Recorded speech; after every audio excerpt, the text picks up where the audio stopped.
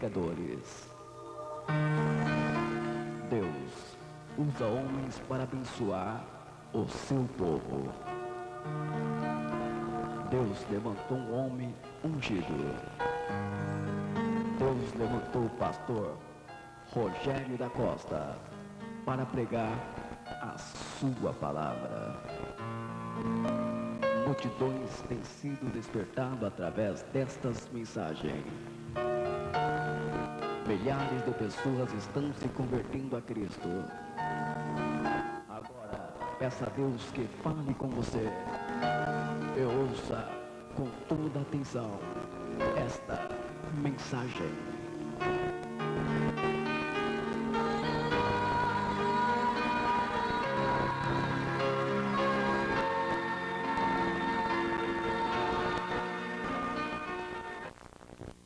Então quero convidar a todos para se colocarem em pé para lermos a palavra de Deus no livro do profeta Daniel, no capítulo de número 12, somente o versículo 4. Depois leremos também São Marcos, Santo Evangelho segundo São Marcos, capítulo de número 13, versículos 28, 29 e 30. Então primeiro Daniel 12, 4, depois São Marcos, capítulo 13, versículos 28, 29 e 30. Quando eu falo o código da Bíblia, eu não estou falando da nossa Bíblia completa, de Gênesis a Apocalipse. Eu estou falando da Bíblia dos judeus, que só contém o Antigo Testamento, porque os judeus não têm o Novo Testamento por inspirado, por não haverem aceitado a Jesus como Messias. Quantos encontraram, digam amém. Então diz assim: e tu, Daniel, fecha estas palavras e sela este livro até o fim do tempo.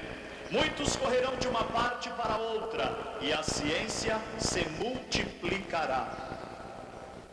São Marcos 13, Jesus está falando: aprendei, pois, a parábola da figueira, quando já o seu ramo se torna tenro e brotam folhas.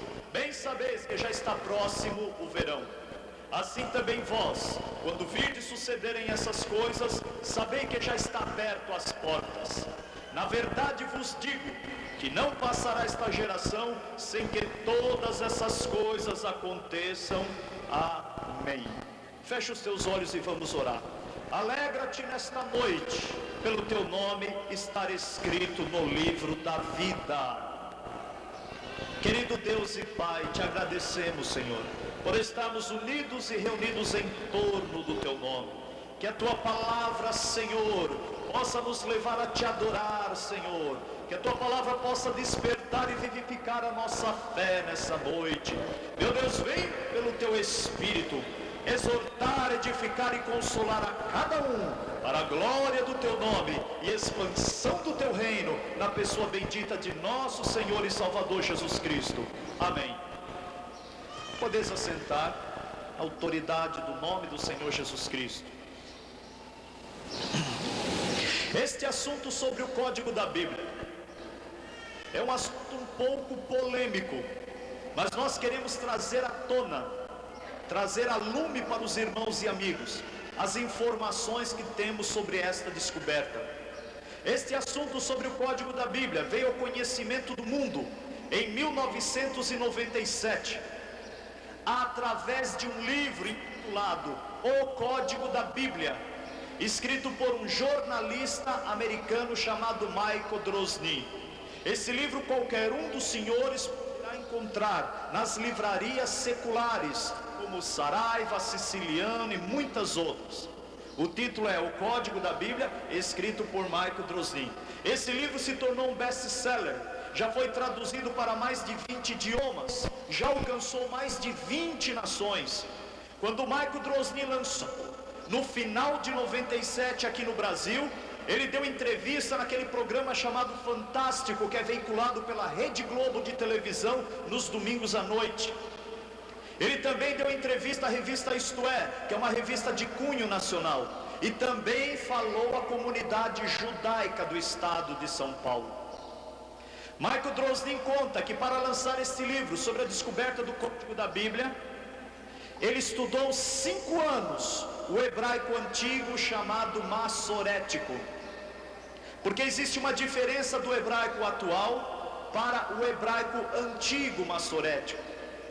O hebraico atual tem as vogais A, E, I, O, U, mas o hebraico antigo massorético não tem vogais, só tem somente consoantes. O hebraico antigo massorético é o hebraico que Deus fala, o hebraico pelo qual Moisés escreveu os 5 primeiros livros da Bíblia. É o hebraico pelo qual os profetas vaticinaram em nome do Senhor dos Exércitos. Então existe uma diferença. O hebraico atual tem vogais, o hebraico antigo não tem vogais, ele só tem consoantes. Se é difícil nós aprendemos um idioma, assim como eu estou estudando para aprender o inglês, uma língua que tem vogais é difícil, imagine só aprender uma língua que não tem vogais, que só tem consoantes, o quão difícil não será? É por isso que o nome de Deus até hoje é um nome impronunciável. Você sabia que quando nós encontramos na Bíblia a palavra Deus, é apenas um subterfúgio? Porque Deus tem um nome, e o nome dele aparece no original. Basta você pegar uma Bíblia de estudo que você encontra referência sobre o nome de Deus. Quando Moisés estava no monte, perguntou para Deus: Senhor, quando os filhos de Israel perguntarem qual o teu nome, o que eu direi? E na nossa tradução a gente encontra Deus dizendo: Moisés, diga assim: o eu sou o que sou te enviou. Ou em outras traduções, existo porque existo. Mas na verdade isto é um subterfúgio também, porque Deus disse o seu nome. Deus disse: Moisés, o meu nome é YHWH. É o tetagrama que apresenta 4 consoantes e é um nome impronunciável. A nossa língua não se dobra para pronunciar o nome de Deus. Nos dias de Moisés se sabia pronunciar o nome de Deus. Nos dias de hoje ninguém mais sabe pronunciar o nome de Deus. Se você conversar com os rabinos do Bom Retiro em São Paulo, eles conhecem o hebraico massorético, mas não sabem pronunciar o nome de Deus. Se você viajar para Israel, como eu estive em Jerusalém, e perguntar para os rabinos, eles sabem o hebraico massorético, mas não sabem pronunciar o nome de Deus. Em Números está escrito que se alguém brincar com este nome, é digno de morte, porque é o nome do Pai de nosso Senhor e Salvador Jesus Cristo, o Deus Todo-Poderoso.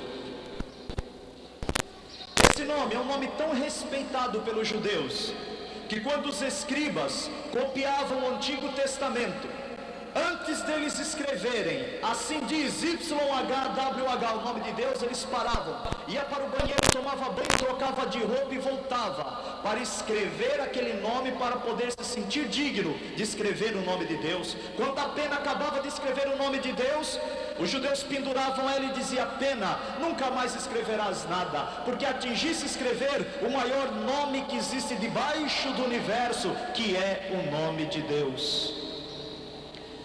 Mas não fique admirado disso que eu estou lhe falando sobre o nome de Deus, porque o Apocalipse mostra que o dia que se cumprir São João 17, em que Jesus apresentar para Deus Pai uma igreja vitoriosa, uma igreja triunfante, quando Jesus chegar e falar: Pai, aqui estão todos aqueles que tu me deste, nenhum deles se perdeu, a não ser o filho da perdição, para que a escritura se cumprisse. Quando Deus olhar para a igreja vitoriosa na eternidade, o nome dele estará marcado na nossa testa. Deus se alegrará e nós glorificaremos a ele por toda a eternidade. Quem acredita nisso, diga amém. Aleluias. Todavia, voltando ao código da Bíblia, eu quero informar a todos que o Michael Drosnin, ainda que estudou 5 anos o hebraico antigo massorético e lançou esse livro, ele é apenas o divulgador do código da Bíblia, porém não o descobridor do código da Bíblia. Ele fez pesquisa junto com o descobridor, mas ele não é o descobridor. O descobridor desse tal código é um cientista judeu chamado Dr. Eliyahu Rips. Quem é Dr. Eliyahu Rips? É um judeu ortodoxo, respeitado no mundo todo, conhecido como um gênio na matemática, respeitado nas grandes universidades como em Harvard, Yale, Columbia, nos Estados Unidos.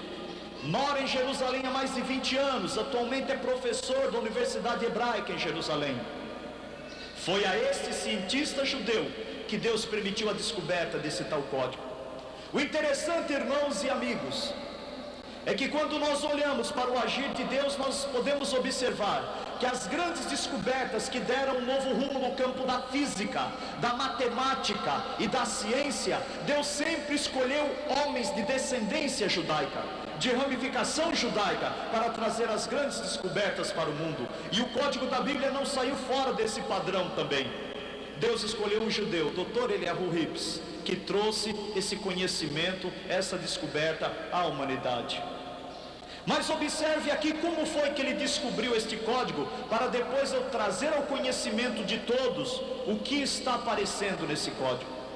Dr. Rips conta que na década de 80, ele conversava com um rabino em Jerusalém, e ele foi informado sobre as experiências de um outro rabino que viveu no começo deste século, chamado Michael Weiss Mandel.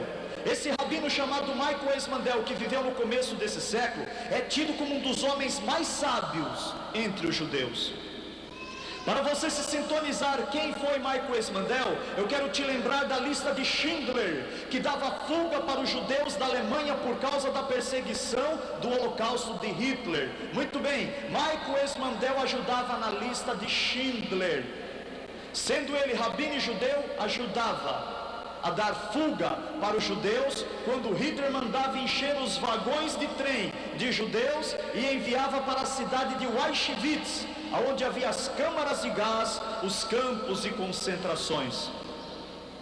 Mas o que o Dr. Eliyahu Rips ficou sabendo de Michael Weiss Mandel é que Michael Weiss Mandel fez algumas experiências e contou para os seus discípulos que ele acreditava que os 5 livros de Moisés, que nós chamamos de Pentateuco ou de Torá, os 5 primeiros livros da Bíblia, Gênesis, Êxodo, Levítico, Número e Deuteronômio, que eles estavam codificados. Baseado em Daniel 12:4, que eu li no início dessa mensagem, Michael Weiss Mandel acreditava que o livro que o anjo disse para Daniel, que se era um livro selado, um livro fechado, era o código, um código que Deus havia deixado nos 5 livros de Moisés para se descobrir fatos e acontecimentos que marcaram a humanidade. Alguns dos senhores me ouvindo podem perguntar, mas então, esse negócio do código da Bíblia é uma descoberta deste século, é uma descoberta recente? Nós temos informações que antes dos dias de Jesus, já os rabinos acreditavam que existia um código na Bíblia. Tanto é que os rabinos diziam para os escribas maçoretas, quando eles estavam escrevendo os 5 primeiros livros da Bíblia, dizendo: cuidado, você não pode errar numa letra, você não pode errar num acento, você não pode errar em nada. Se você errar, você está destruindo o universo que está contido dentro do que Deus ditou para Moisés.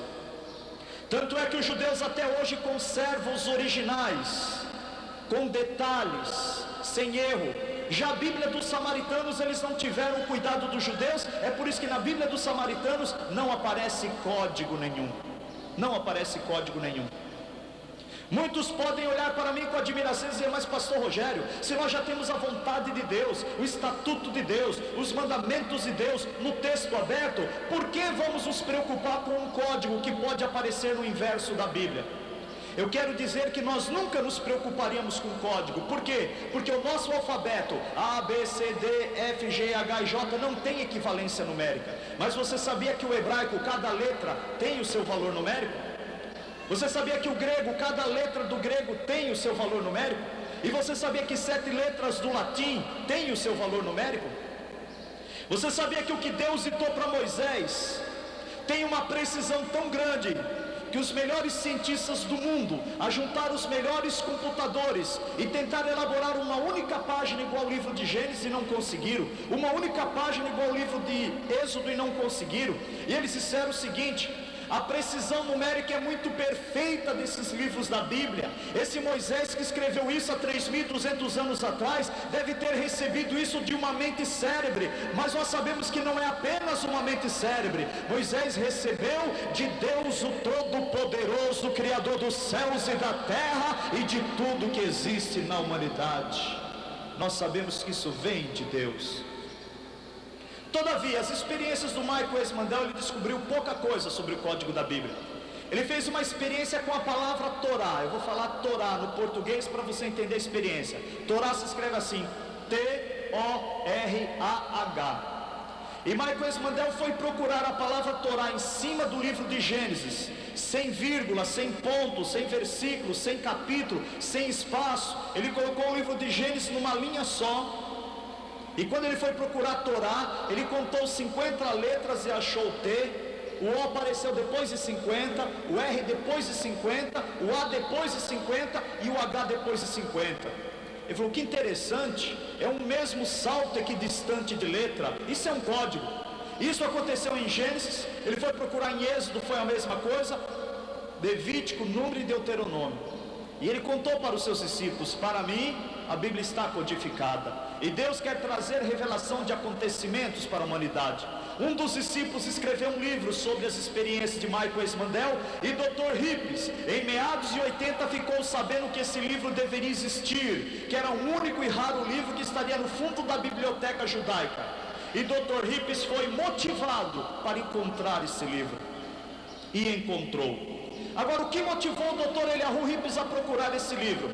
Porque Dr. Hippes, sendo cientista, admira quem? O pai dos cientistas modernos. E quem foi o pai dos cientistas modernos? Isaac Newton, que foi diretor e reitor da universidade em Cambridge, Massachusetts, nos Estados Unidos, onde todos os anos eu estou lá ministrando a palavra de Deus em várias igrejas, Igreja Quadrangular, Assembleia de Deus, Batista, muitas igrejas naquela região. Todo cientista sabe que Isaac Newton foi sucedido por Keynes. E quando Keynes sucedeu Isaac Newton, fez a biografia da vida dele. E a biografia mostrou para o mundo todo que 30% das experiências de Isaac Newton era física. Porque Isaac Newton é que descobriu a lei da física, da gravidade, da mecânica celeste, da maçã que cai. Os jovens que estão fazendo o segundo grau em faculdade sabem das equações difíceis de física, das descobertas de Isaac Newton. Todavia você não sabia disso, que 30% das pesquisas de Newton era física, mas 70% não, 70% era escatologia bíblica. Por quê? Porque Isaac Newton era um crente em Jesus Cristo, um homem cheio do Espírito Santo, que acreditava, baseado em Daniel 12:4 e Apocalipse 5, que havia um código na Bíblia, que Deus queria trazer a lume os fatos e acontecimentos da humanidade. Porém, Isaac Newton não descobriu nada, e Michael S. Mandel descobriu pouca coisa, e a grande revelação veio na mão do Dr. Eliyahu Hippes. Por quê? Porque Dr. Eliyahu Hippes usou de um aparelho, que é o maior decodificador do mundo, que é o computador. E Michael S. Mandel não teve computador, Isaac Newton não teve computador, mas Dr. Eliyahu Hippes usou do computador. O computador foi criado para decodificar a estratégia de guerra do inimigo no momento da batalha, e se tornou acessível à classe alta, média e baixa a partir de agosto de 1984. Então Dr. Hippes, no final da década de 80, começo de 90, ele leu o livro de Michael S. Mandel e fez a experiência descobrindo o código. Observe aqui o que o Dr. Eliyahu Hippes fez. Dr. Hippes pegou os 5 livros de Moisés e colocou no computador, tirando todas as vírgulas, todos os pontos, todos os capítulos, todos os versículos, todos os espaços, e colocando no hebraico massorético. Tudo numa linha só, da mesma forma que se subentende que Deus ditava no monte e Moisés escrevia, sem vírgula, sem espaço, sem separação. Os teólogos entendem que até a própria morte de Moisés, Deus ditava no monte e ele ia escrevendo. Deu 304.805 letras no computador. Aí Dr. Hippes fez um programa que ele coloca uma palavra-chave e pede para o computador encontrar aquela palavra-chave em cima dos 5 livros de Moisés, sem espaço, com um salto equidistante de letra, mas só vale se for a mesma equidistância. Aí o computador encontra, depois que encontrou, ele fez uma outra programação, dá um comando, o computador retira aquela palavra e coloca na vertical. Quando coloca aquela palavra na vertical, todas as letrinhas do hebraico se reformulam em volta. E este último quadro fica parecendo um quadro de palavras cruzadas. E a pesquisa é feita bem nesse último quadro, em diagonais, horizontais e verticais. E começa a surgir frases com datas e detalhes concernente àquela palavra-chave que foi pedido para ser procurado. Mas detalhes tão preciosos, tão importantes, que nenhum livro do mundo aponta como a Bíblia Sagrada mostra. Quer um exemplo? Em 1994, o Dr. Eliyahu Rips colocou no computador o nome do primeiro-ministro de Israel daquela época, Isaac Rabin. O computador deu 64 saltos, cada um de 4.772 letras, e encontrou Isaac Rabin. Aí ele deu o comando, o computador retirou Isaac Rabin e colocou na vertical. Quando ele foi pesquisar em diagonais, horizontais e verticais, ele encontrou cruzando Isaac Rabin a frase: assassino que assassinará. Embaixo do lado esquerdo ele encontrou a palavra Tel Aviv. Do lado direito embaixo, mais embaixo a frase: um do seu povo virá e atirará pelas costas. Ele encontrou o ano judaico 5.756. Ele encontrou mais em cima a frase: nome do assassino. E do lado esquerdo o sobrenome Amir. Amir. E o mundo todo sabe que em 4 de novembro de 1995, um extremista judeu advogado chamado Igal Amir carregou a sua arma com 3 balas Dundum, e quando o primeiro-ministro Isaac Rabin terminou o discurso em Tel Aviv, ele disparou 3 tiros, sendo que uma bala não pegou e 2 ceifaram a vida do primeiro-ministro de Israel. Dr. Rips descobriu isso 1 ano e 2 meses antes. Escreveu uma carta e mandou para o primeiro-ministro dizendo: primeiro-ministro, eu não acredito em adivinhação, eu não acredito em astrologia, eu não acredito em misticismo, eu não acredito em cabala, eu sou um judeu ortodoxo que guardo a lei de Deus e leio o Antigo Testamento todos os dias. Porém, como cientista, descobri um código na Bíblia que diz que a tua vida está correndo perigo. O primeiro-ministro não creu e a sua vida foi ceifada. Meus irmãos, ultimamente os ministros de Israel são homens ateus. Isaac Rabin, Shimon Peres, Benjamin Netanyahu, eu não sei desse novo ministro agora que ganhou as eleições, o Eridu Barak, mas muitos deles são irreligiosos, tem se mostrado assim. Dr. Eliyahu Rips conta que ele só passou a acreditar nesse código em 1991, quando 21 dias antes da Guerra do Golfo, ele colocou a frase Guerra do Golfo para se procurar em cima dos 5 livros de Moisés. E o computador deu salto de letras e encontrou Guerra do Golfo. Quando colocou Guerra do Golfo na vertical, que ele foi pesquisar, ele encontrou cruzando Guerra do Golfo Saddam Hussein, encontrou homem mau, encontrou a palavra inimigo, encontrou a frase míssil Scud russo. Até o nome dos mísseis estava lá. Os mísseis chamados Scud, que Hussein comprou da Rússia e atirou em Israel, estava lá. E apareceu também a data, fogo, no 3º dia de Shevat, 5.751, calendário judaico. Traduzido para o nosso calendário gregoriano, estava lá fogo, em 18 de janeiro de 1991. Então muitos me ouvindo falar isso podem dizer: mas a Guerra do Golfo não começou em 18 de janeiro, começou 17 de janeiro. Eu sei, só que foi 17 de janeiro às 10 horas da noite, eu quero te lembrar disso, às 22 horas.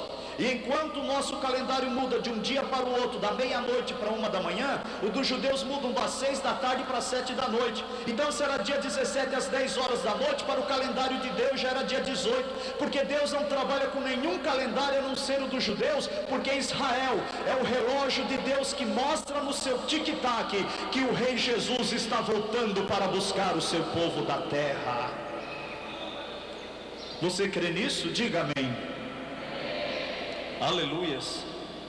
Dr. Rips conta que quando ele estava na estalagem, os mísseis passavam, e ele dizia: meu Deus, como pode? este código realmente está mostrando exatidão, está se cumprindo essas descobertas. O código apresenta uns 1000 fatos que aconteceram. Não é uma nova teologia bíblica, não é uma exegese bíblica, não é uma nova interpretação dos mandamentos de Deus. São somente fatos e acontecimentos que marcaram a humanidade no passado e que estarão marcando no futuro bem próximo. O interessante é que, se isso é descoberto no avesso, no inverso da Bíblia, no oculto, quando se vem para o texto aberto da frente, tem que cair em algum versículo, e o versículo que cai é correlacionado ao fato. Por exemplo, Guerra do Golfo. Quando você vira para ver que versículo que cai justamente quando Abraão está guerreando contra 5 reis para libertar o seu sobrinho Ló.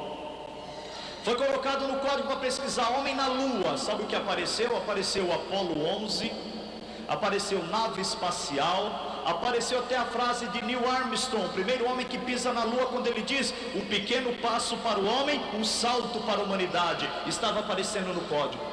Quando você vira homem na lua para ver que versículo que cai justamente quando Deus disse para Abraão em Gênesis: Abraão, levanta os teus olhos e conta as estrelas do céu.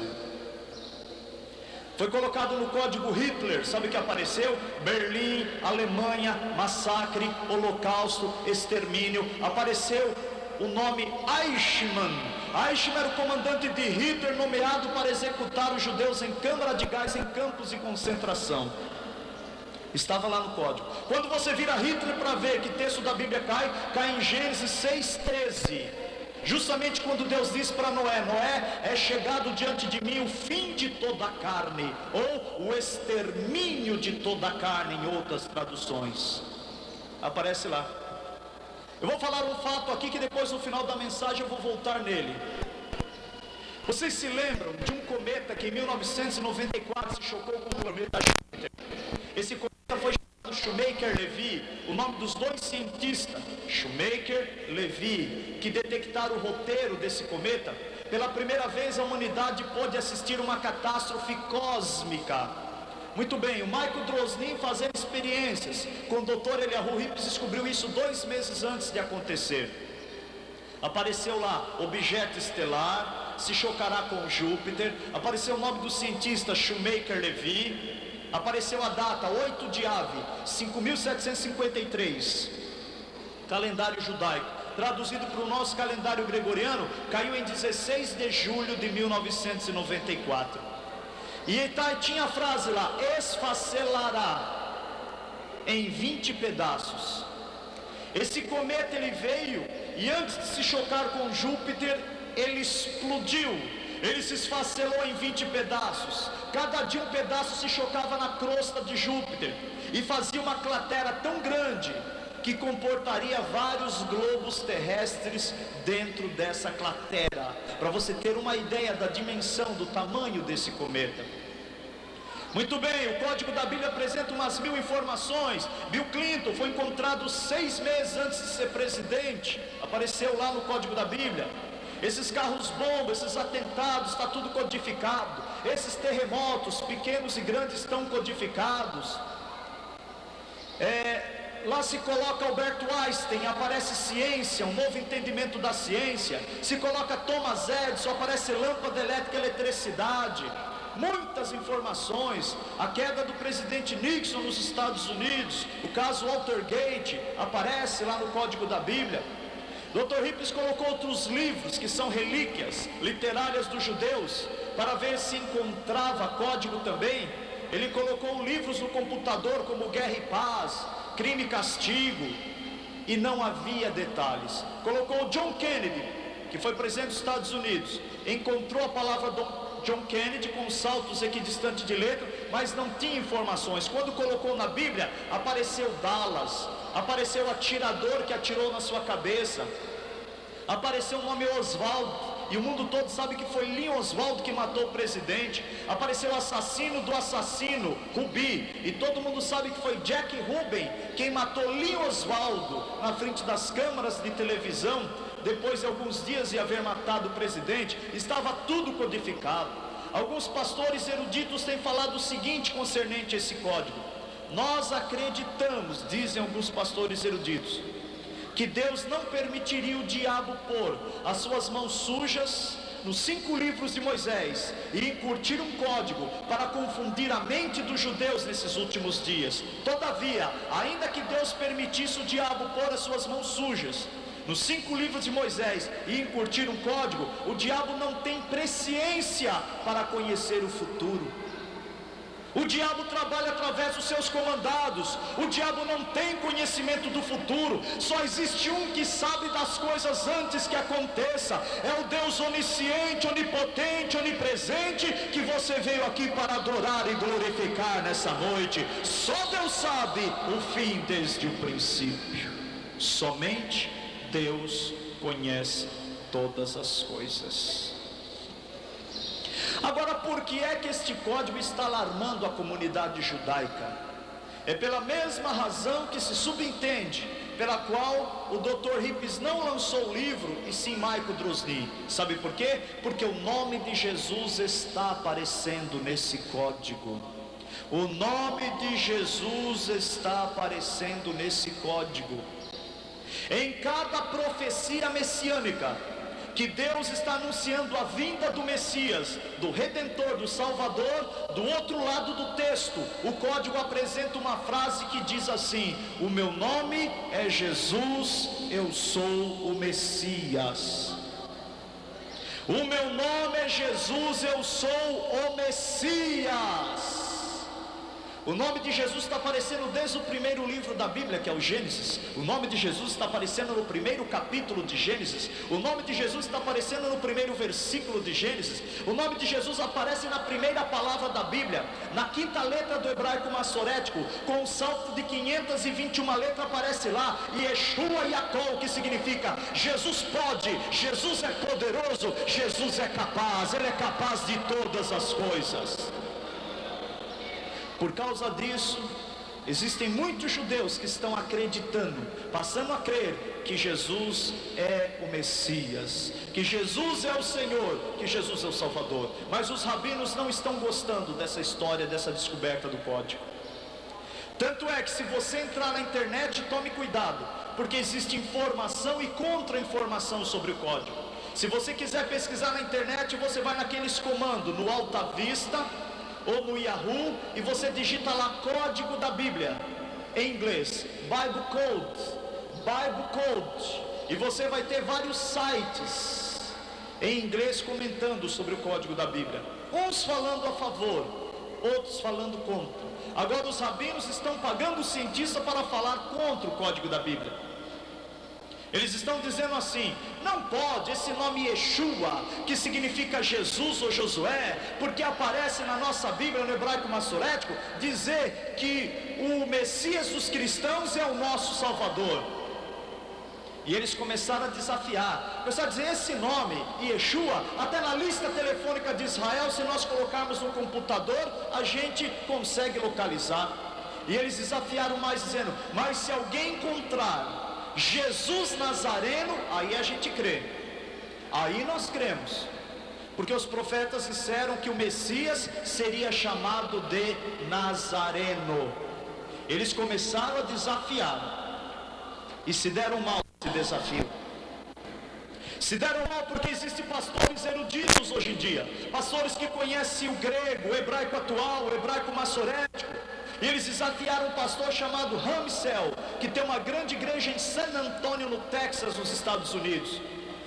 E o pastor Ramsel, não sei se o desafio foi via internet, conferência ou telefone, o pastor Ramsel começou a procurar o nome de Jesus para ver se achava Jesus Nazareno. E ele procurou nos 5 livros da Bíblia, não achou o primeiro. Procurou nos profetas, não estava encontrando. Mas quando o pastor Ramsel chegou em Isaías, capítulo 53, que fala do sofrimento do Messias, homem de dores, experimentado em trabalho, olhando nós para ele, nenhuma beleza víamos para o que o desejássemos, era desprezado e não fizemos dele caso algum. Do outro lado o código mostrou a frase: o meu nome é Jesus Nazareno, eu sou o Messias. O meu nome é Jesus Nazareno, eu sou o Messias. Sabe o que significa isso? Tem judeu caindo de joelho, levantando a mão e glorificando ao Jesus que nós estamos glorificando e adorando aqui nessa noite. Porque estão reconhecendo que Ele é o Messias. Agora, por que é que o código está alarmando a comunidade científica? Porque Dr. Eliyahu Ripley não escreveu um livro, mas ele fez um trabalho de matemática sobre esse código e enviou para a maior revista de matemática do mundo, chamada Ciência Estatística. Ele fez esse trabalho com a ajuda de dois físicos, amigos dele, cientistas, Witzum Rosenberg. E ele lançou, o diretor da revista pegou o código, em 94, constituiu 3 peritos de Harvard e de Yale para fazerem uma peritagem sobre esse código, para ver se a matemática era sólida, era perfeita. E os cientistas deram um laudo dizendo que a matemática estava perfeita, que a ciência tinha a base desse código. E eles deram um laudo dizendo que Moisés, que escreveu isso há 3.200 anos atrás, recebeu de alguém que conhecia o futuro. E no final do laudo se disseram assim: nós só temos uma coisa a declarar, que a partir de agora, de setembro de 94, está provado cientificamente, matematicamente, que Deus existe, porque somente Ele teria condição de saber o futuro e deixar tudo codificado nos 5 livros da Bíblia que Moisés escreveu. Vocês sabem quem que avaliou esse código? Homens como Percy Diáconis. Harvard é a universidade mais conceituada do mundo, e o maior matemático de Harvard é Percy Diáconis. Ele avaliou esse código e deu aval que o código está certo. Quem avaliou esse código também ficou admirado foi um homem chamado Harold Gans. Harold Gans é o chefe do departamento de codificação dos Estados Unidos da América do Norte. Quando ele pegou esse código na mão, ele pensou: esse código não deve estar certo não, deve haver 50% de probabilidade de erro. E ele fez uma pesquisa de 440 horas em cima do código, e quando ele puxou o laudo do computador pensando: esse código vai dar uns 50% de erro, mas e se der 20% ou 10%? Aí eu terei que dar mão à palmatória. Mas quando ele puxou, a probabilidade de erro era de 0,5% a cada 62.500. 0,5% a cada 62.500. O que isso quer dizer? Que quem codificou, codificou bem codificado. Mas o que eu quero trazer ao conhecimento dos senhores, concernente a este código, deste meio da mensagem para frente, é alguns fatos que faltam acontecer e que nós vamos acompanhar essas datas que apareceram para observarmos a precisão desse código. Quem quiser saber mais detalhes sobre a descoberta, você poderá ligar nesse telefone que vai aparecer na tela e adquirir o livro que eu escrevi sobre o Apocalipse do Código da Bíblia e ter boa base, porque lá tem até os quadrados no hebraico e a pesquisa como é feita.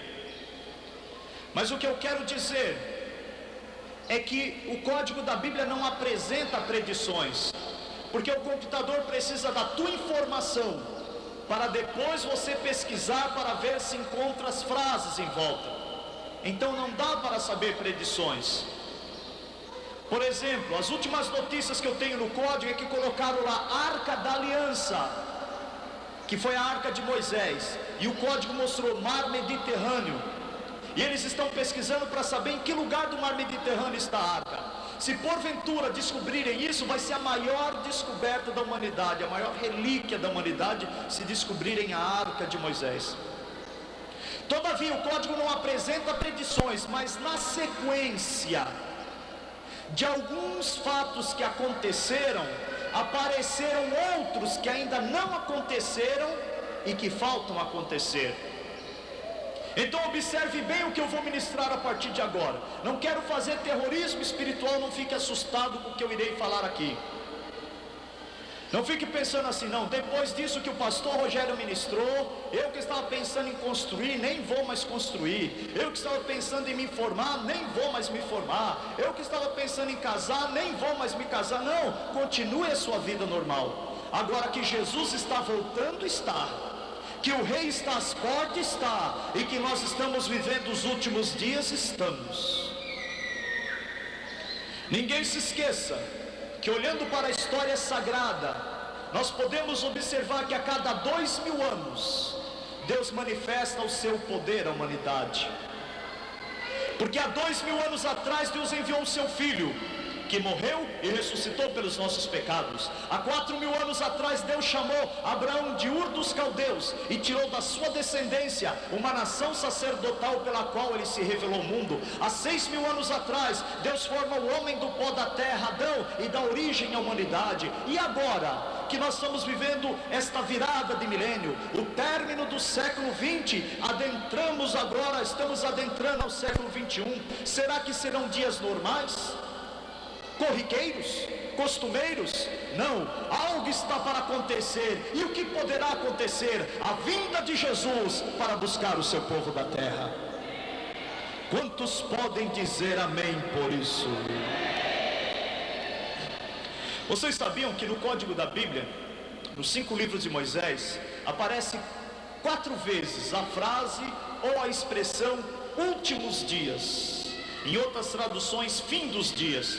Quer um exemplo? Gênesis 49:1, quando Jacó diz: vinde, filhos de Jacó, e ouvi os ditos de Israel, eu vos anunciarei o que há de acontecer nos últimos dias. Toda vez que aparece a frase últimos dias, as 4 vezes, quando você vira para ver o que está por detrás da frase, aparece no código o ano judaico 5756. Quando começou esse ano? Em 12 de setembro de 1995. Porque nós mudamos de ano, de dezembro para janeiro. Os judeus mudam em setembro, do dia 12 ao dia 20. Nós estamos em 1999. Eles já estão em 5760. Mudou agora, no mês de setembro, no dia 12. Então o que isso quer dizer? Isso quer dizer que se esse código for preciso, for real, for autêntico, os últimos dias começaram a ser marcados no calendário de Deus em 12 de setembro de 95. Quando eles terminarão, ninguém sabe, nem o código diz. Quando Jesus volta, ninguém sabe, nem o código diz. Quando a igreja do Senhor é arrebatada da terra, ninguém sabe, nem o código diz. Mas uma coisa é certa: se porventura esse código for preciso, for exato, nós somos a geração que estaremos vivos, vendo raiar nas nuvens o Filho do Homem e levando o seu povo da terra. Você crê nisso? Diga amém. Então eu quero dizer para os irmãos 3 fatos que faltam acontecer, que aparecem no código da Bíblia. Aparece no código da Bíblia a Primeira Guerra Mundial, que aconteceu em 1914. Local, nome dos envolvidos, circunstâncias que envolveram a guerra, data, todos os detalhes. Aparece a Segunda Guerra Mundial também, que aconteceu em 1933, 39. Nome dos envolvidos, lugar, detalhes, circunstâncias, tudo.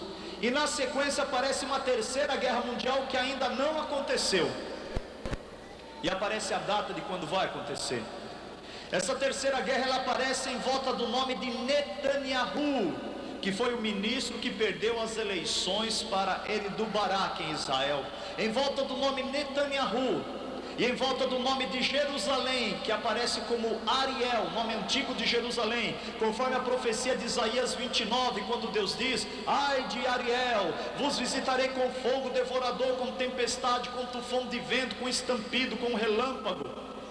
Deus fala de uma profecia como se uma bomba fosse lançada sobre Ariel, sobre Jerusalém. Muito bem, em volta do nome de Netanyahu e Ariel aparecem as frases no código assim: dia da Terceira Guerra Mundial. Embaixo: todo o seu povo para a guerra, isto é, o judeu. Aparece assim: holocausto atômico em Jerusalém, uma bomba atômica lançada em Jerusalém. E aparece a data 9 de Ave 5760 e ao lado 5766, calendário judaico. Traduzido para o nosso calendário gregoriano, cai em torno de 25 de julho, ano 2000 e ano 2006. Agora não dá para saber se é 2000 e 2006, 2000 com 2006, 2000 ou 2006, 2000 até 2006. Por quê? Porque o hebraico massorético não tem vogais, só tem consoantes. Então aparece o ano 2000 e o ano 2006. Agora nós nunca acreditaríamos numa terceira guerra mundial entre o ano 2000 e 2006, porque os espíritas andam aparecendo na televisão e dizendo: olha, os guias estão falando que entre o ano 2000 e 2006 vai estourar a terceira guerra mundial. Eles estão falando isso, mas por causa deles nós não damos crédito.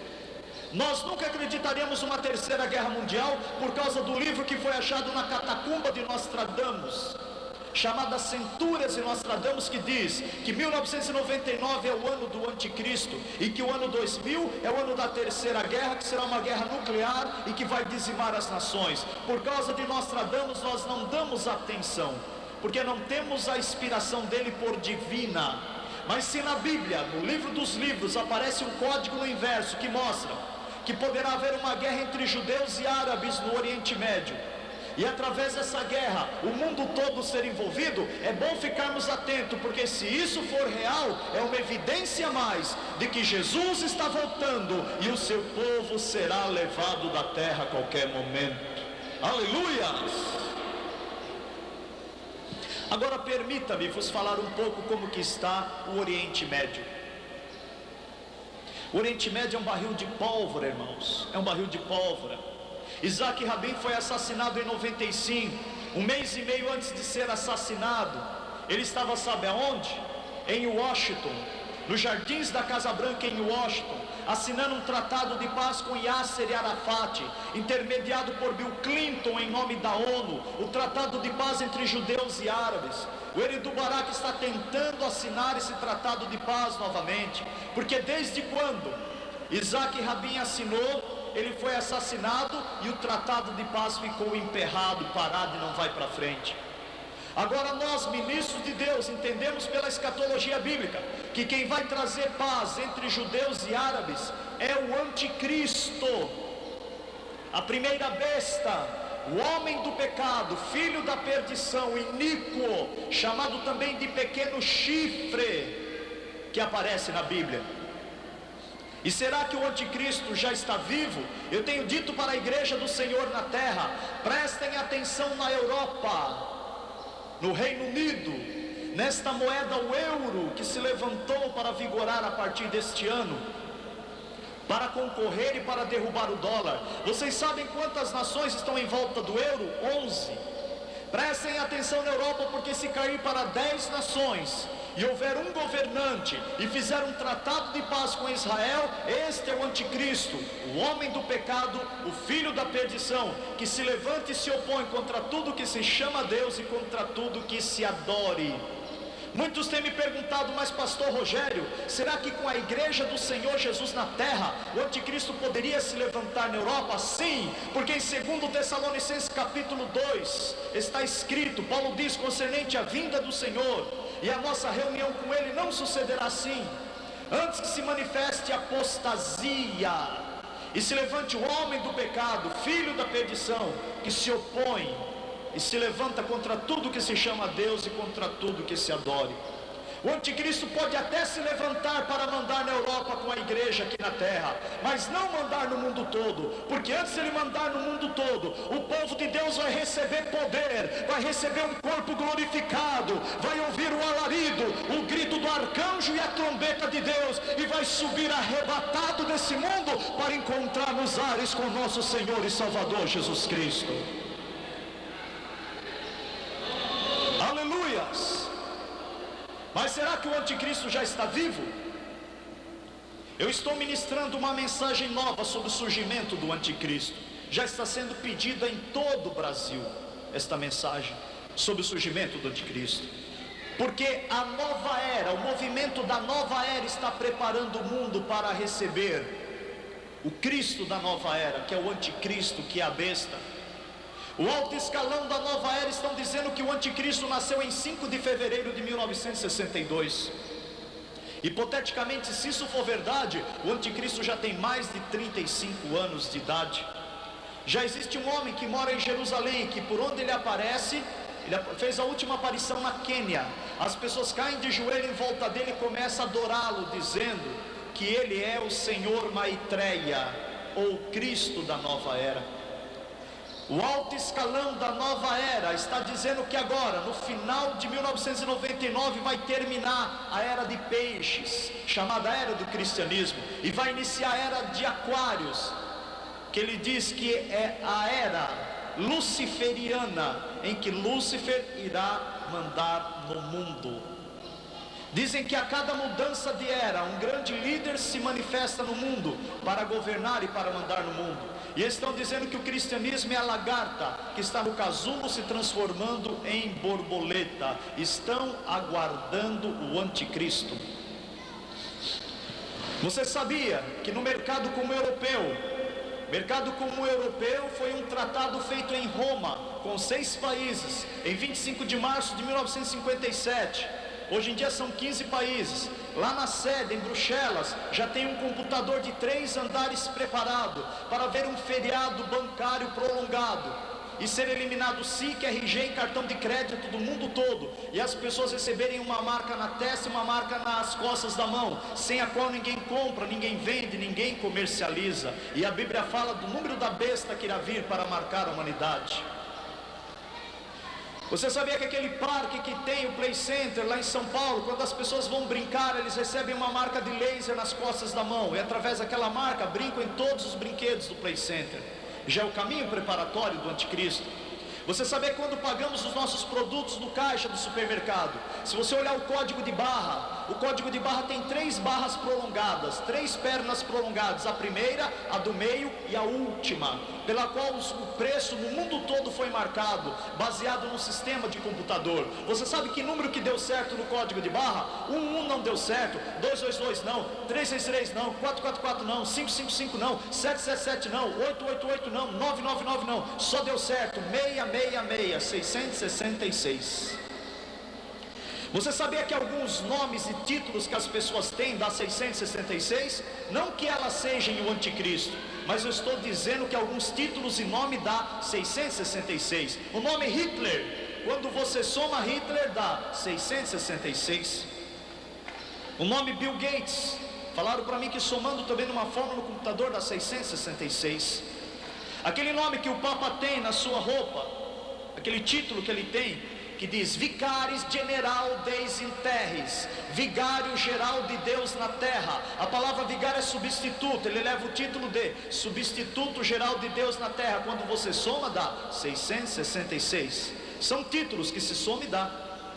Agora a palavra Satanás no grego é Teitã, e quando você soma Teitã dá 666. Mas você sabia que o nome Jesus nunca dá 666? Você sabia que o nome Jesus no grego é Isóis, e quando você soma Isóis dá 888? E eu tenho pregado em todo o Brasil e dito, o máximo do diabo no mundo vai ser 666, mas ele nunca será 888. Só o Jesus que nós adoramos e glorificamos é 888. Glorifique o nome do Senhor Jesus, porque ele é mais do que 777, ele é mais do que o número da perfeição. Jesus é 888 para sempre.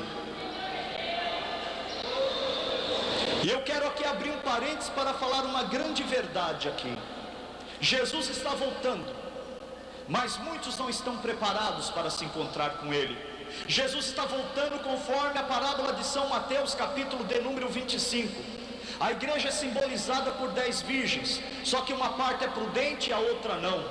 Uma parte está vigiando e a outra está dormindo. Uma parte tem azeite e a outra está vazia. E o versículo mais importante dessa parábola é os 10, que as preparadas entraram para as bodas. Vai haver um sumiço na terra a qualquer momento. Quem vai desaparecer? Somente pessoas preparadas. Preparadas no quê? Preparadas no amor, preparadas na humildade, preparadas na obediência, preparadas na santificação. Esses irão desaparecer, sumir, a qualquer momento vão desaparecer, porque Jesus vem para buscar o seu povo. E quem não estiver preparado vai ficar. Será que muita gente vai ficar? Sim, vai ficar. Porque o Apocalipse mostra que a besta fará guerra aos santos, é os santos que ficaram. João vê também que da grande tribulação chega uma multidão no céu, são os que não estavam preparados e ficaram, e selaram o seu testemunho com o seu próprio sangue, dando a sua vida por amor ao Senhor Jesus Cristo. Então eu quero me dirigir a você agora. Se você ficar e não subir no arrebatamento, aceite a morrer pelo nome de Jesus, mas não se deixe marcar pelo número da besta. Se você se deixar marcar pelo número da besta, o seu lugar vai ser no lago de fogo. Não tem perdão, não tem arrependimento. Você pode dizer assim: não, mas uma marquinha a mais ou a menos, não tem misericórdia. 3 anjos vão cortar o céu, e o primeiro passa voando e diz: aquele que se deixar marcar pelo número da besta, beberá do cálice da ira de Deus. Diz o primeiro. Passa o segundo voando e diz: não adore a besta nem a sua imagem, dê glória somente a Deus que está sentado no alto e sublime trono.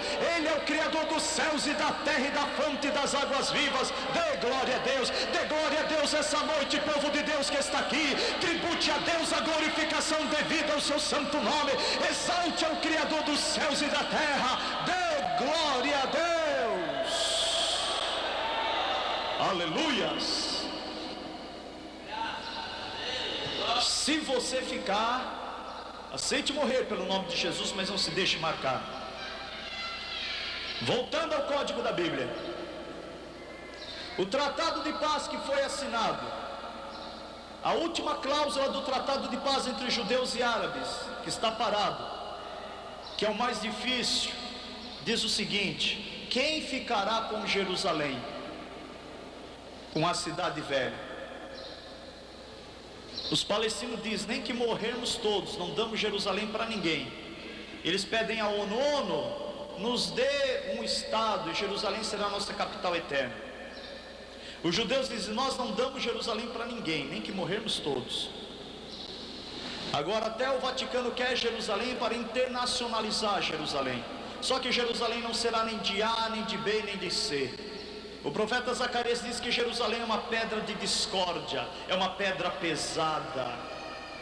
Jerusalém é uma pedra de discórdia para as nações. Quem tentar levantar essa pedra se despedaçará. Sobre quem essa pedra cair será reduzido a pó. Sabe por quê? Porque Jerusalém é a cidade do grande rei Jesus, que há de vir e há de reinar 1000 anos de Jerusalém. Jerusalém é do Senhor Jesus Cristo.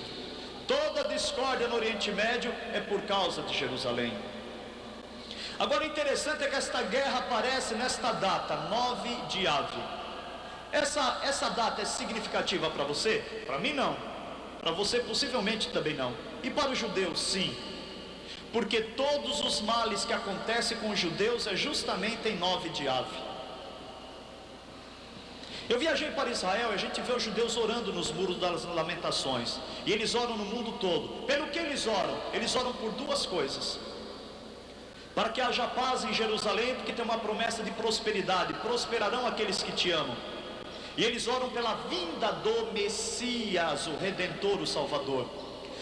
Só que os judeus, quando chegam em 9 de Ave, eles não oram por nenhum desses 2 itens. Eles pedem misericórdia a Deus o dia todinho, porque toda tragédia acontece com os judeus em 9 de Ave. Eles ficam em jejum e pedem misericórdia a Deus. Diz um Talmud são escritos dos rabinos em Jerusalém, que foi 9 de Ave, diz o Talmud, que os espias voltaram para Moisés depois de 40 dias de espiarem a terra de Canaã. E 10 deles trouxeram notícias de falta de fé e 2 notícias de fé. E Deus ficou irado e amaldiçoou o dia 9 de Ave. É por isso que tudo dá errado para os judeus. Toda a tragédia que aconteceu com Israel é 9 de Ave.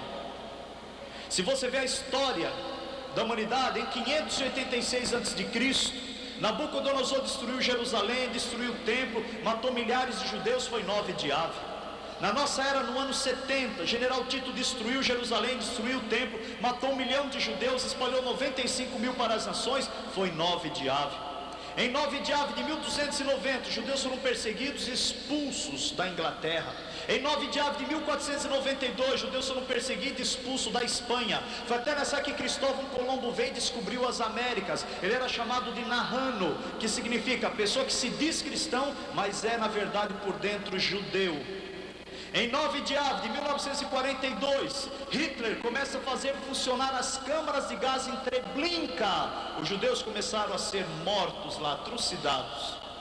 E esta terceira guerra aparece em 9 de Ave para o calendário dos judeus.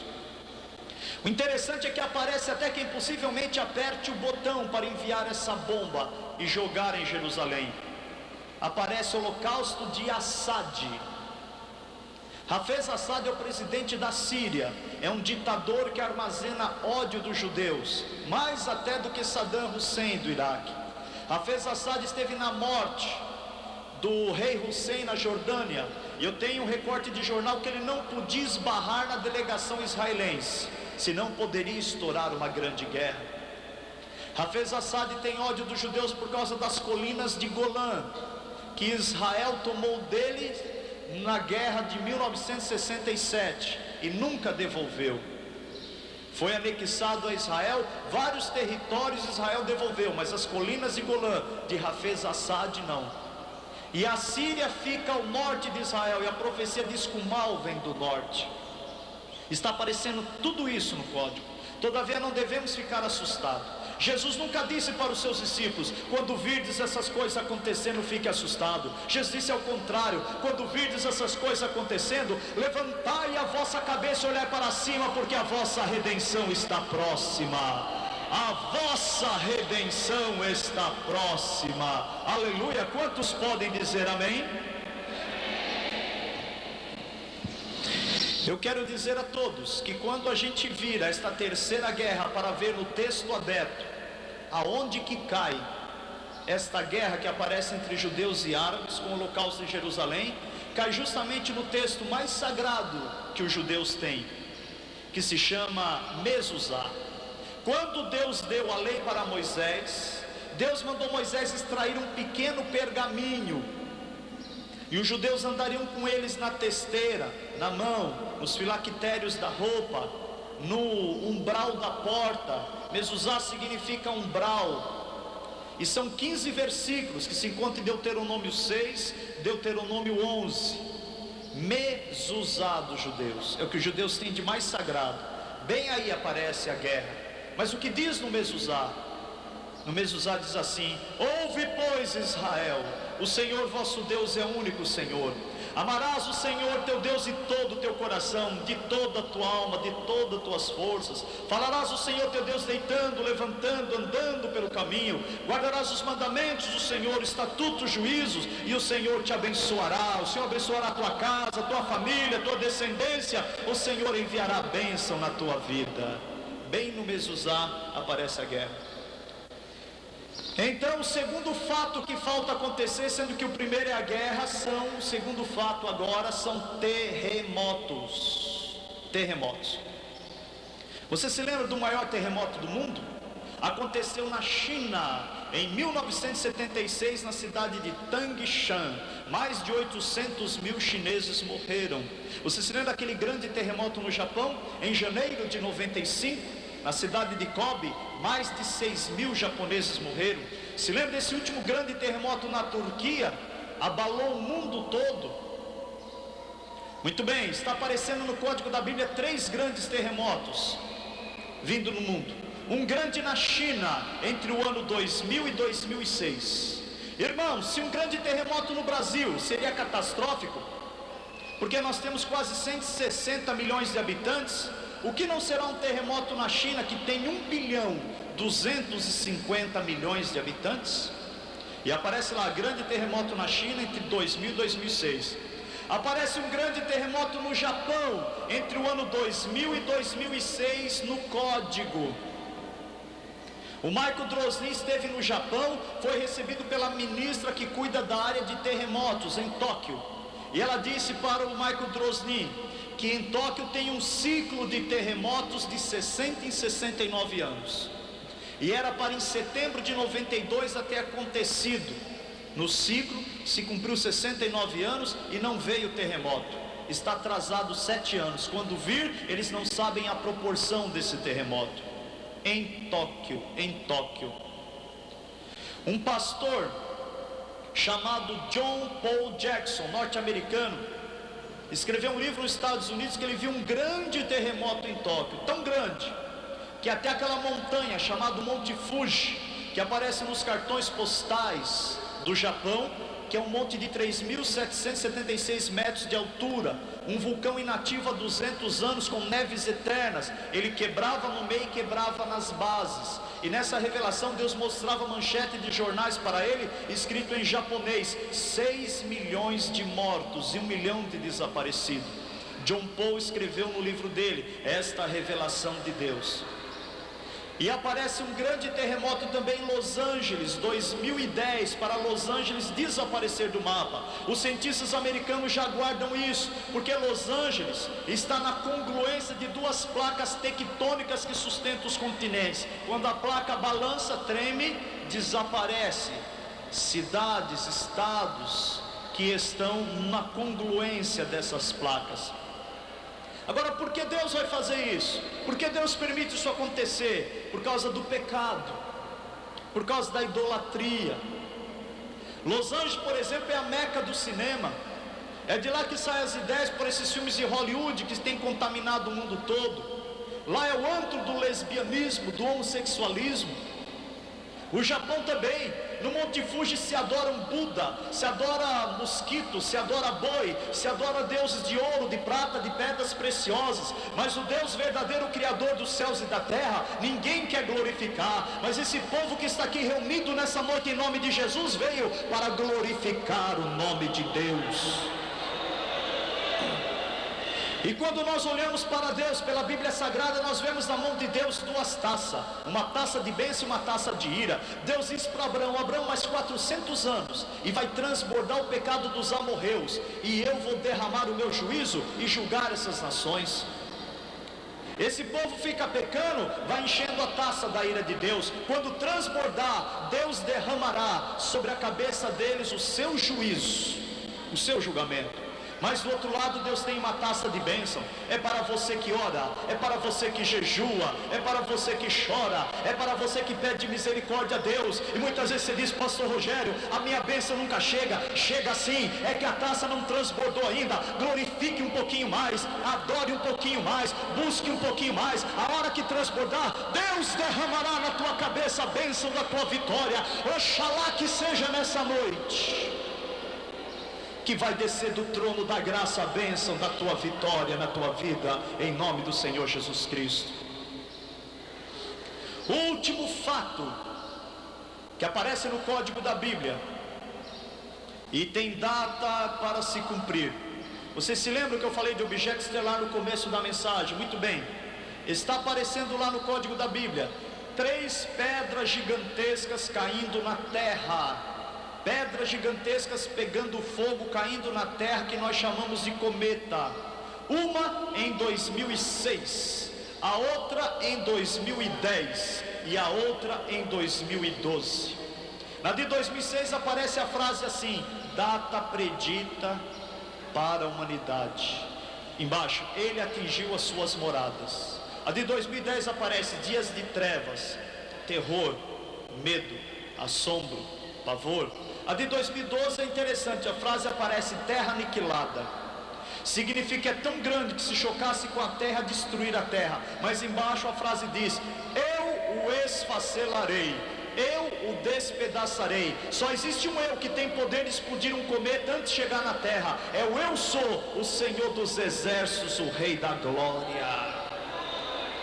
Sabe por quê? Porque a terra não pode ser destruída, porque o milênio será aqui. O salmista Davi escreveu dizendo: ao Senhor Jeová pertencem os escudos da terra. Você sabia que tem um escudo em volta da terra? Você já glorificou a Deus pelos escudos que Deus colocou em volta da terra, ou ainda não? Se você não glorificou a Deus por causa dos escudos que Ele colocou em volta da terra, você terá uma oportunidade para glorificá-lo agora. Porque os cientistas dizem que todos os dias 25 mil meteoros pequenos, asteroides, cometas e meio metro, 1 metro, eles entram na nossa atmosfera. E sabe o que acontece? Eles se esfacelam, eles se esfarelam, eles se desfazem, porque tem uma proteção em volta da terra. Se não fosse essa proteção, ia cair cometa no nosso carro, na nossa casa, no nosso trabalho, na nossa igreja, na nossa cabeça. Mas Deus sabia que ia ter um povo que ia glorificar o nome dele aqui na terra, então Ele colocou uma proteção. Agradeça a Deus que Ele guarda o teu carro, a tua cabeça, a tua casa, o teu trabalho. O salmista diz: o Senhor é quem te guarda, o Senhor é a tua sombra, a tua direita, o sol não te molestará de dia, nem a lua de noite. O Senhor guardará a tua entrada e a tua saída, desde agora e para sempre. O Senhor é quem te guarda. Mas quando é grande, ele passa a camada protetora. Está catalogado na história da humanidade que em 1908 passava um cometa grande perto da Terra, e uma lasquinha de gelo se deslocou e entrou na nossa atmosfera e caiu. E essa lasquinha caiu em 30 de junho de 1908, lá na antiga União Soviética, naquela região da Sibéria, que é uma região muito fria, que dá 40 graus abaixo de zero. Sabe quanto pesava essa pequena lasquinha de gelo que não se esfacelou? 300.000 toneladas. 300.000 toneladas. E quando caiu na Sibéria, o impacto desse gelo com o gelo da Sibéria foi o mesmo impacto de vários megatons de uma bomba. Está catalogado na história da humanidade, até quem estava na capital foi lançado a alguns metros de distância por causa do impacto. Então, se é grande, cai e passa. Então, se o código mostra 3 cometas, um esfacela, 2 cai. E aonde está predito que 2 pedras gigantescas pegando fogo poderia cair na terra? Apocalipse capítulo 8. Versículos 8 e 10, no toque da segunda trombeta do juízo de Deus e no toque da terceira trombeta do juízo de Deus. No toque da segunda trombeta do juízo de Deus, João vê uma montanha pegando fogo que cai do céu e cai no mar. E no toque da terceira trombeta, João vê uma estrela pegando fogo que cai do céu e cai no mar. Se os cometas do código forem os mesmos da Bíblia, eles vão cair no mar, no Oceano Atlântico, no Índico, no Pacífico. E o que vai acontecer esses cometas caindo no mar? Eles virão, entram no mar, se choca com a crosta terrestre, produz terremoto, mas o céu vai escurecer, o mar vai recuar, vai levantar ondas quilométricas e vão destruir muitas cidades litorâneas. Muitas cidades litorâneas. O pastor John Paul, que escreveu o livro do terremoto em Tóquio, ele viu também na sequência da revelação Nova York debaixo d'água, Havaí debaixo d'água, Washington debaixo d'água, e várias cidades da costa norte-americana julgadas por Deus, inundadas pelo mar. David Wilkerson, também nos Estados Unidos, tem visto e escrito sobre revelações de juízo de Deus em várias cidades litorâneas. Juízo de Deus através de águas. Irmãos, não é fácil, mas não fique preocupado, porque no Salmo 91 está escrito: 1000 cairão do teu lado e 10.000 à tua direita, mas tu não serás atingido, porque o Senhor é quem te guarda. Onde cairiam essas pedras se fosse hoje? João disse que quando essa montanha pegando fogo, que é um cometa, isso é a cauda do cometa, o fogo, João diz que essa montanha, quando cai, destrói 1/3 dos navios do mundo. E os navios estão espalhados. Onde precisaria cair? Se cair lá perto de Houston, no Texas, onde tem a maior companhia de navegação do mundo, e destruir lá, destruiu 1/3 dos navios do mundo. Aí se cumpre a profecia. Então não irá cair aqui no hemisfério sul, irá cair no hemisfério norte, no Atlântico Norte, no Índico Norte, no Pacífico Norte. Porque em Houston, no Texas, tem a maior companhia de navegação, que representa 1/3 dos navios das naus do mundo. Até diretores de filme de Hollywood estão aproveitando isso. Homens como Steven Spielberg, que lançou aquele filme Impacto Profundo, que fez sucesso nos Estados Unidos, no Brasil, no mundo todo. Muitos americanos têm medo de assistir aquele filme, porque ele mostra uma pedra caindo no mar, levantando onda gigantesca, e essas ondas vão levando prédio, ponte, carro, pessoas, um barulho enorme, apavorante, e muitos americanos têm medo de assistir.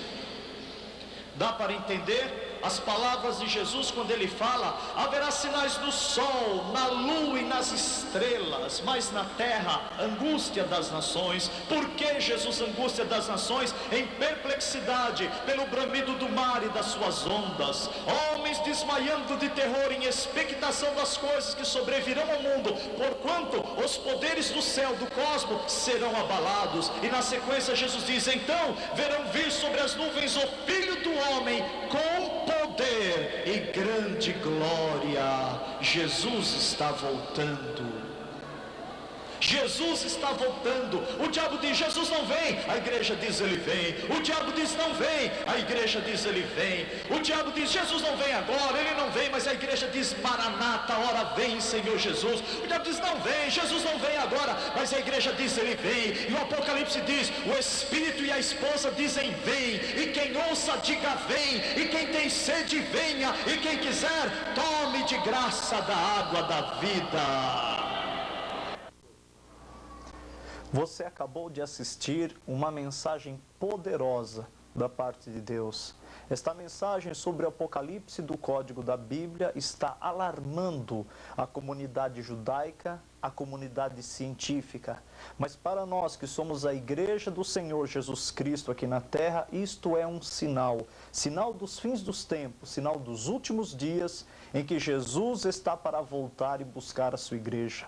Se houver um interesse da parte do irmão ou da irmã para nos convidar para estarmos na sua igreja ministrando sobre esse assunto, basta ligar nesse telefone que está aparecendo agora na sua tela e será uma alegria muito grande, um prazer imensurável poder estar na tua igreja ministrando sobre o Apocalipse do Código da Bíblia. Todavia, eu quero informar aos amados irmãos que nós já temos um livro sobre isto. Eu escrevi um livro, após várias pesquisas, sobre o Apocalipse do Código da Bíblia. Você pode ligar para o telefone do nosso escritório, do escritório da Missão Cristo para as Nações, e adquirir este livro. E vai servir de grande bênção e orientação para a tua vida. E também temos esta mensagem em CD. Basta ligar para o nosso escritório. Eu quero te agradecer por haver adquirido esta fita de vídeo. Essa aquisição está redundando na contribuição para o nosso ministério na evangelização mundial.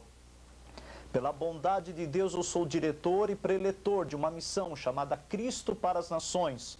Nós somos uma equipe de 11 obreiros que temos atendido a chamada de Deus da realização de cruzadas evangelísticas no Brasil e no exterior. Então você pode ligar para nós e nos convidarmos para realizarmos uma cruzada na sua cidade ou na sua igreja.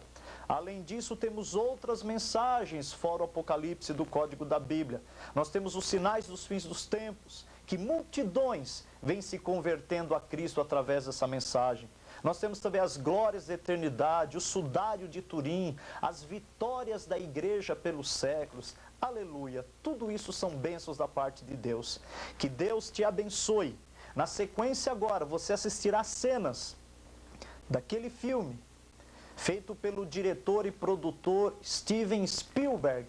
Eu coloquei algumas poucas cenas para você assistir ao filme que se chama Impacto Profundo, e eu citei na mensagem que foi pregada que se realmente esses cometas caírem na Terra, conforme nós podemos ler em Apocalipse capítulo 8, versículo 8 e versículo 10, acontecerá isso que nós veremos nessas cenas.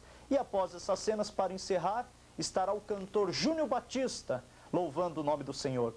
É um servo de Deus muito abençoado que tem cantado nas nossas cruzadas evangelísticas no Brasil e no exterior. Fique conosco, que Deus te abençoe. Amém.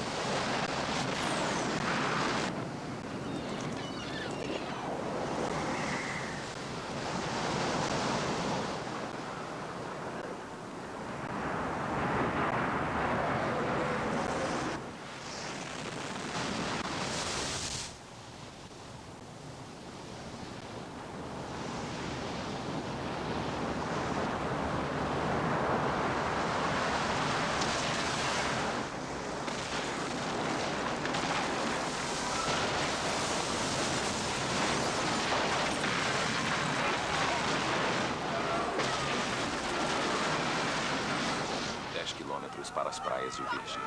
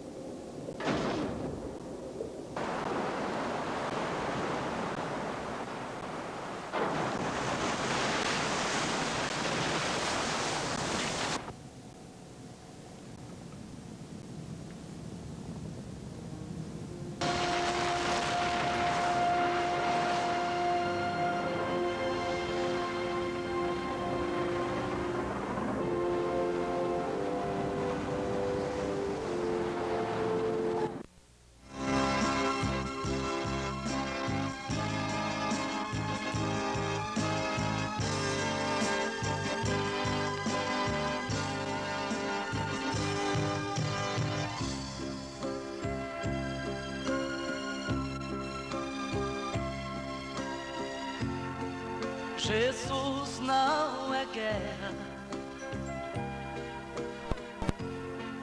e dois Deus não há.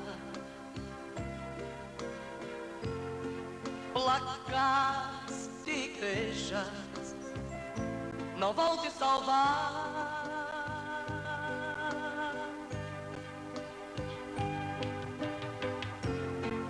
Em sua peleja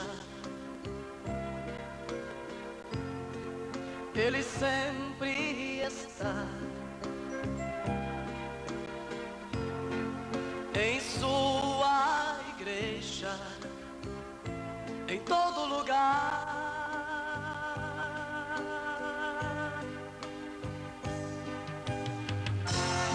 Além das montanhas,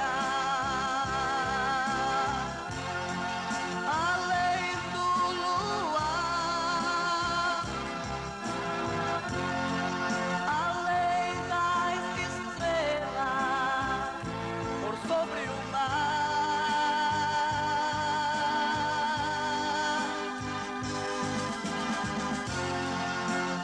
está comigo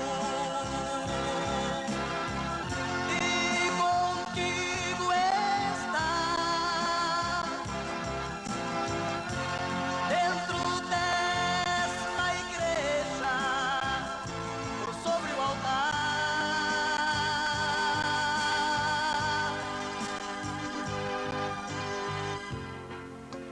Jesus te ama, sejas tu quem for, um desempregado, um governador,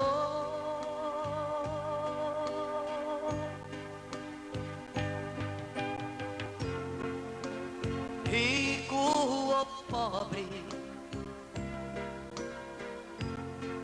de qualquer nação,